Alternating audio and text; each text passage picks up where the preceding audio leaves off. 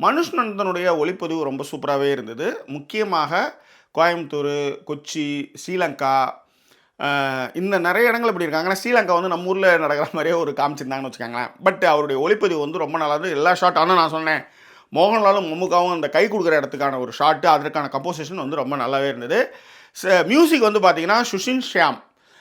இந்த மியூசிக் எங்க வந்து ஒர்க் அவுட் ஆகுதுன்னா, மம்முக்கா வந்து அ ட்ரெயினை வந்து பிடிக்கிற இடத்துலேருந்து ஒரு டைட்டில் போடுற இடத்துல வந்து மியூசிக் வந்து வேறு லெவலு. உண்மையிலேயே வந்து ஒரு எனர்ஜெட்டிக்காக இருந்துச்சு.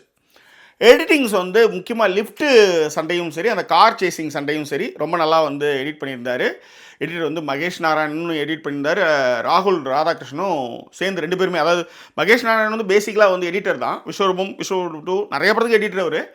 இந்த படத்தில் அவரும் எடிட் பண்ணியிருக்காரு, ராகுல் ராதாகிருஷ்ணன் எடிட் பண்ணுங்க. 2 ஒர்க் வந்து ரொம்ப நல்லாவே இருந்ததுன்னு வச்சுக்கோங்களேன். ஏன்னா இந்த விஷயம், இவ்வளோ விஷயங்களை வந்து ஒரு 2.5 மணி நேரத்தில் எடுத்துன்னு வந்து சேர்க்கறது வந்து சாதாரண விஷயம் இல்லை.